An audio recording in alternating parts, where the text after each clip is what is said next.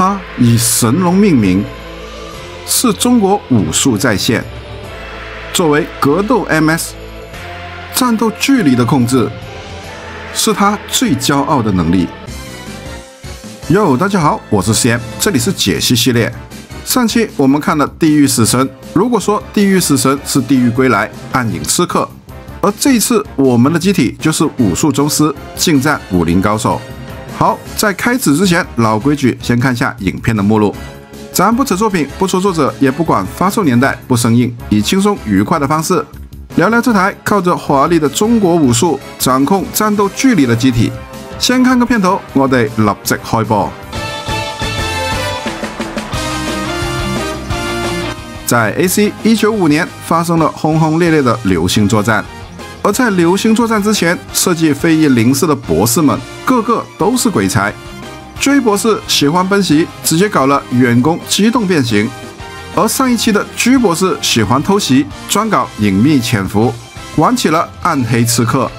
而今天要說的又是一個特別的博士，歐博士。他是驅動系統的專家，他老人家的設計理念非常的明確，就是來打一架，什麼花裡胡哨的遠攻，咱近戰制霸才是王道。用一句白話文說，你有本事就過來，只要你敢過來，我就是王。就這樣，歐博士把中國武術的柔順感直接還原到機體上。就此，本期的主題誕生 ：XXXG01S 神龍高達。由於它在 L5 殖民地誕生，而這個殖民地跟東亞中國地域有着很深的淵源，所以它的設計充滿着中國元素，連名字神龍都來源於古代中國象徵。也充滿着文化的底蘊。本期的定位也非常的清晰，就是單機據點壓制，全身採用的是高強度的高達尼姆合金，不但強度遠超常規的裝甲，還可以根據周邊的環境變異特性。而它的關節可動也是強到不行，屬於是吳小強的頂級水平，能完美再現武術的靈活動作。不管是陸戰還是水戰，都還濕濕水。單機闖蕩戰場完全毫無壓力。另外，雖然說它是近戰機，但所謂掌控距離者掌控戰鬥，如果只是近戰，面對重火力遠攻 MS 也會猴頭喊。為了克服這個問題，歐博士也搞了一個革命性的設計，就是把右臂跟龍爪合二為一。這樣做不僅可以伸縮自如，攻擊範圍也可以遠超本機，遠能擒敵，近能破甲，直接把戰況控制在近戰領域。而他的駕駛員更是某的坦，完全就是天作之合。張武飛屬於是中國武術達人，對戰鬥有着自己的道義堅持。而神龍高達的高機動性、近戰優勢，正好能讓他的武術造詣發揮到極致。另外，張武飛還給神龍高達起了另一個名字哪吒，這是紀念因保衛他而死的妻子。所以在他心裡，這台高達不僅僅是武器，也記述着妻子的靈魂。每一次的戰鬥都是踐行兩人的信念。好，這台這麼特殊還帶中國風的高達是怎麼設計的呢？接下來我們一起看看這台神龍高達的全身設計。全高為 16.4 米，重為 7.4 噸，裝甲材質為高達尼姆合金。在整體設計上，可以說是把中國武術的形融入進機體。老樣子，我們從上往下看，頭部一個戰術感知樞紐。整個頭部屬於是高達系的通用結構為基礎，圍繞着近戰輔助為核心定位。面部的設計也是非常的簡潔，在造型上，它參考的是中國古代將士的頭盔，從臉龐延伸到後方的裝甲結構，是一個明顯的特徵，能為頭部關鍵部件提供了額外的防護。在頭部的頂端是它的主攝像，在主攝像的下方是一個獨特的 V 字形天線。而它主要參考的是龍角，而龍角形天線其實也是雙重天線的組合狀態。在天線的下方是它的雙眼攝像，當雙眼攝像搭配主攝像，再加上雙重天線，可以讓信號接收能力、目標捕捉能力更為穩定。即使在複雜的戰場環境裡，也可以為近戰提供精準的目標位置信息，避免因感知偏差而影響格鬥的節奏。在 V 字形天線的兩側是它的火神炮，威力跟普通高達一樣，以牽制為主。不過它也是本機唯一的实彈類武器，說是牽制，但在張武飛的手裡還是很有用的，經常會跟龍爪戰術配合，先用龍爪擒拿，然後近距離火繩炮，讓擒和轟成為了經典的戰法，來彌補純近戰的火力空白。在火繩炮的下方是它的板狀排氣口，主要是給火繩炮散熱，當然它也可以給頭部的其他組件散熱，以做到保障電子組件的穩定。好，頭部講完，小總結一下，神龍高達的頭部是感知精準、武器互補、防護實用的戰術樞紐。V 字形天線跟各類攝像是保障近戰目標的捕捉。火繩炮是龍爪的組合戰法要素。頭盔結構和散熱是兼顧防護和組件的穩定性。整體設計完全服務於本機的近戰制霸核心定位，沒有多餘的功能。接下來我們往兩邊看，手臂。一個核心戰鬥的模塊，這是一個左右分工明確的手臂，右臂是以龍爪為核心，打造多功能攻擊體系，而左臂則是以盾牌為基礎，主要負責防禦和輔助攻擊。好，我們一點一點的看，先是肩部，我們看看共通點，在肩部的正前方有一個綠色的圓形傳感，這是一個情報分析裝置，名為格鬥視野，它可以精準捕捉敵機的位置、動作弱點，可以有效的避免無效的消耗，從而實現高效的格鬥。在格鬥視野的後方就是它的肩部框架了，左右是一樣的，但框架內部的手臂就各有不同。右臂是一个两段式伸縮結構，一般不用時會直接折疊收納在肩部，當使用時可以讓手臂伸長。由於肩部框架內搭載了推進裝置，所以展開動作的時間非常的短，破綻也非常的小。它除了可以筆直伸長，也可以通過各種角度彎曲進攻。在手臂的下方就是手腕了，這個右腕也是它的攻擊核心龍爪。以龍臉為造型，所以它的視覺辨識度非常的高。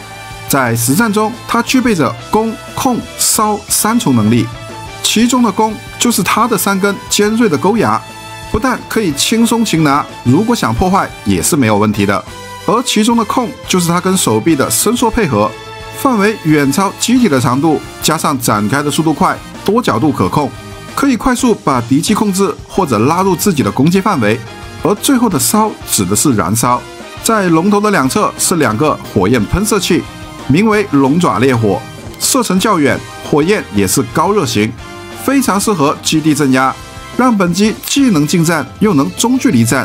好，我們再看看左臂，左臂由於沒有龍爪結構，所以手臂也是普通的手臂，在肩部的前端是一個推進器，主要用於提升機體的機動性能。在手腕的位置是一個神龍盾牌，外形為正圓形，而它的核心思想就是輕量化，不愛格鬥。在盾牌的邊緣做了鋒利化的處理，由於它本身採用的是翼裝卸設計，只要用力揮臂就可以卸下，所以它既能防禦，又能當飛碟一樣直接丟出去，以旋轉的方式撞擊敵人。像里歐這類 MS， 只要丟中1次就能直接破壞。對於應急輔助攻擊，它是妥妥的。好，手臂講完，小總結一下，神龍高達的手臂是近戰能力的核心載體，右臂的龍爪實現擒拿、破壞、火焰攻擊，這種多功能的覆蓋可以彌補近戰射程的短板。左臂的盾牌既能防禦又能攻擊，它提供了戰術靈活性，而雙臂的格鬥視野推進器讓情報和機動都能兼顧。這種攻防一體、遠近兼顧的近戰體系，也完美契合了歐博士近戰制霸的理念。好，接下來往下看腿部。其實腿部沒什麼亮點，我就一句帶過就好了，也不做什麼總結了。整個腿部造型都非常簡潔，主要是保持關節的靈活度。在膝蓋和小腿的兩側都有龍牙設計，很有中國特色。在它腳底的這個位置是一個推進器噴射口，主要是輔助調整姿勢。在格鬥時提升移動的穩定性，避免因動作的幅度過大而失衡。在短距離搭配着背包，可以靈活的近戰走位。好，腿部我們就這麼過了吧。接下來我們往後看推進背包，近戰突襲的動力補給站。神龍高達的背包可以說是高效短距機動的核心，它並不追求長距離的續航能力，而是通過小型化、高效率讓機體快速接近敵人，搶佔近戰優勢，因此它的關鍵動力完美貼合了近戰突襲的戰術邏輯。在背包的下方就是它的小型推进器了。雖然面積不大，但輸出功率較高，可以實現短時間的跳躍，快速接近敵機，讓遠處的敵人快速拉近到自己的攻擊範圍內。另外，由於推進器的小型化，也讓它減少了機體的負重，近戰靈活度更強，可以在格鬥中實現靈活規避，不讓敵方遠處武器鎖定。在推進器的中間位置是一個武器鎖扣，可以用於放置光束長槍。好，背包講完，小總結一下。神龍高達的背包可以說是精準匹配戰術需求，以小型高效率為設計的思路，讓兩個推進器只專攻短距機動，既滿足機體快速近敵的核心需求，又不干擾近戰靈活性，沒有為追求續航而犧牲戰術，是近戰突襲的戰術保障。好，最後一個了，我們看回中間身軀，近戰保障的核心支撐。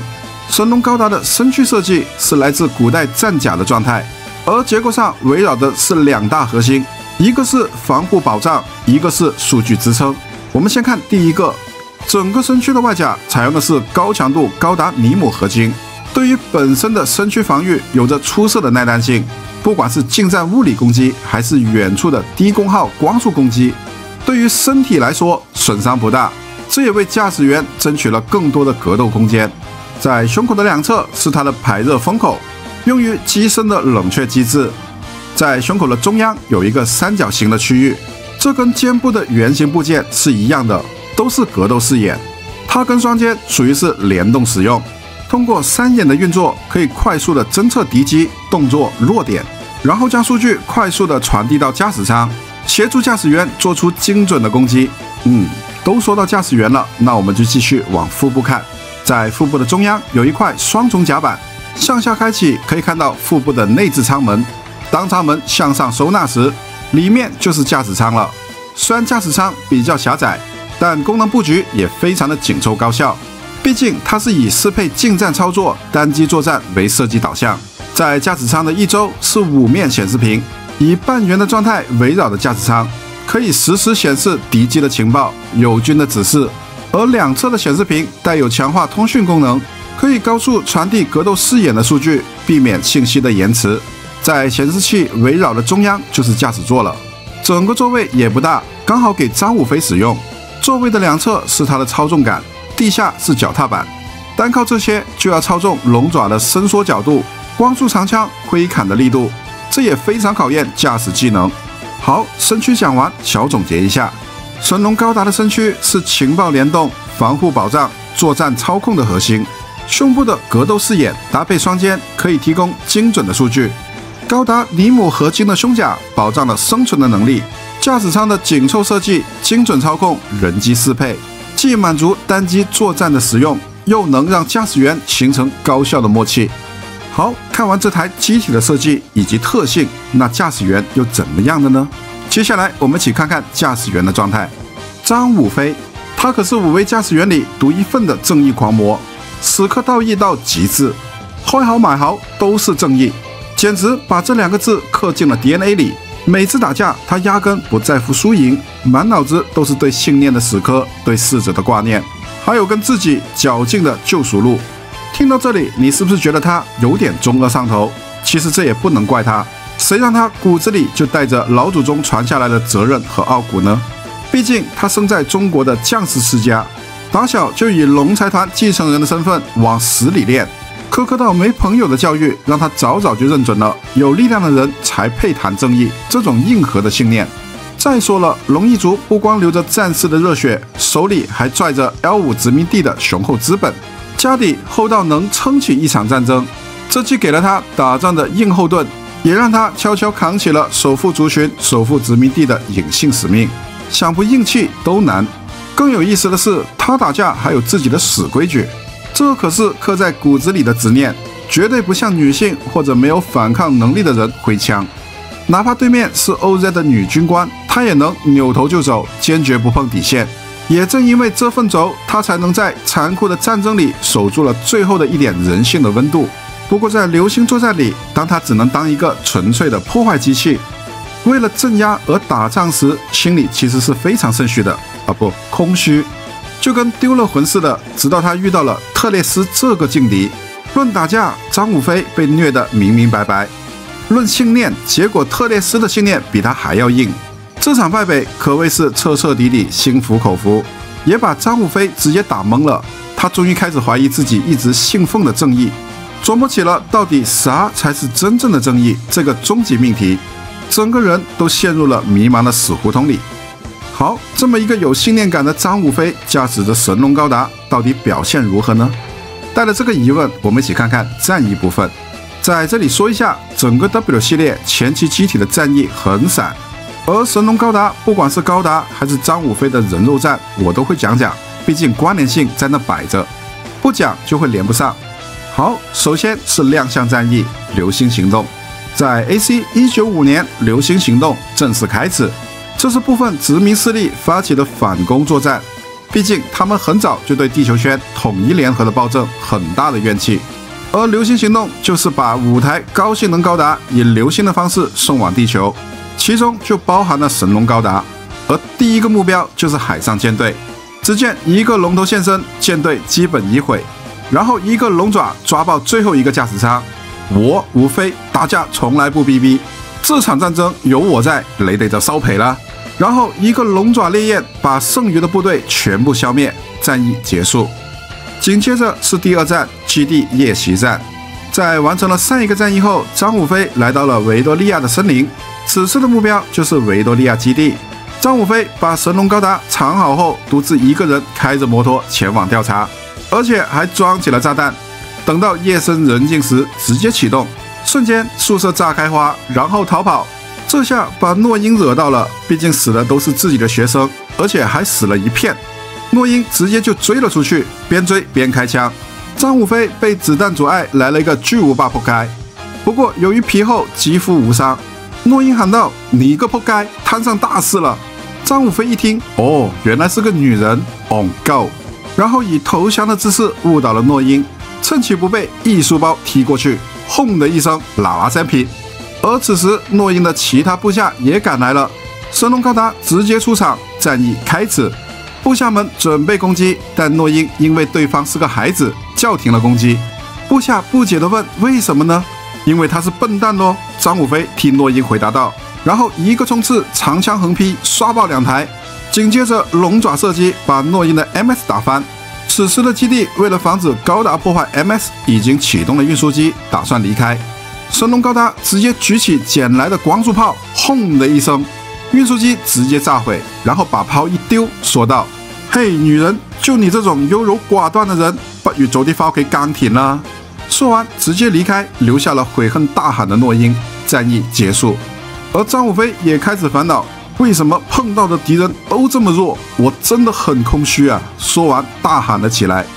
接下來是第3戰，對決特列斯。在上一個戰役過去不久後，地球聯合召開了和平會議，所有的和平派都來了，而特列斯也開始搞事情了。他先向外界散播了假消息，讓外界以為這一次會議全是 OZ 的高層。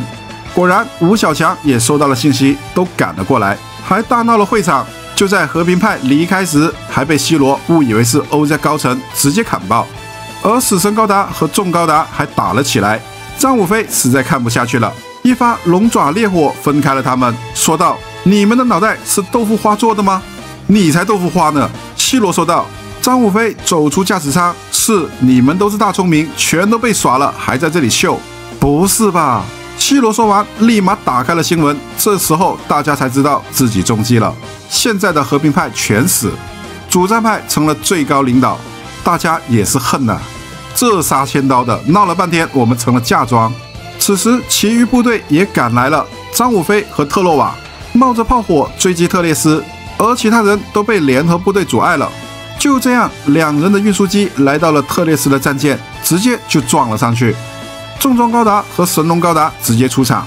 神龍高達把手一舉，一把抓爆了駕駛室，然後開始靠近特列斯的戰艦，然後一腳把炮台踩爆。此時的雷帝也駕駛着里歐趕來，一個撞擊把神龍高達撞牆上。雷帝抽出光束軍刀，神龍高達直接甩槍，刀豪刀明劈了過去，格擋甩開砍擊。神龍高達直接抓手，然後一個撕扯，把里歐的手臂捏爆扯斷。而里歐的最後一擊也是不疼不癢。此時的特列斯也開始按喇叭，拿着劍等着。張武飛一看，哦，肉搏，我喜歡。然後一個龍爪射進船內，順着手臂就跑了過去。肉搏開始，張武飛連續的砍擊，特列斯輕鬆格擋。張武飛跳牆重劈，特列斯一個華麗轉身，把劍架在了武飛的脖子上。我贏了哦，小朋友，我輸了，你殺了我吧。張武飛說道。特列斯轉身，你走吧，下次我們再打一架。氣得張武飛把刀都丟了，戰役結束。接下來是第4場戰役，返回宇宙。在上一個戰役結束後，陸陸續續也發生了其他事。OZ 也開始圍剿高達，以誘餌的方式吸引，來一個甕中捉鱉，最後以威脅的方式搞得 J 博士無奈投降，而希羅也跑出來自爆。不過這一場戰役神龍高達沒有來，所以就略過了。畢竟此時的張武飛還在中國自閉中，雖然口中說自己沒有資格，但還是幫了沙利，以神龍高達擊退了敵軍。最後在沙利的勸導下，也明白了所謂的正義不一定是實力強大，內心強大也是一種正義。張武飛也算走了出來，而此時的 OZ 已經開始搶占殖民地了，以和平的口號搞下賤的事情。其他的高達開始想辦法返回宇宙。就在返回的過程中發生了戰鬥，而殖民地也開始跟高達切割，認為高達就是禍害。當神龍高達趕來時，迪奧和卡特爾已經戰意全失。張武飛一句：“你們趴着很舒服嗎？別忘了，我們本身就代表正義。”然後以龍爪抓頭吊打里歐，然後一頓甩過去，把另一個轉爆。正義的人內心和實力都要強大。你們要是喜歡躺，那就自己躺好了。然後直接一拳把吊着的里歐打爆。此時的迪奧和卡特爾也恢復了鬥志，開始一起反擊。最後以沙漠高達自爆掩護，讓3人返回了宇宙。接下來是最後一場張武飛的盤算。返回宇宙的神龍高達也沒閒着，開始攻擊殖民地。敵軍立馬派出增援，神龍高達直接火神炮射擊，邊衝邊射，把2台里歐硬生生打爆，然後揮動光束長槍。但陸戰機都懂，打不中還挨揍。切，有什麼了不起的？只會控制人心的垃圾，聽着就想吐。由於高達太難纏了，殖民地準備了大型光束炮。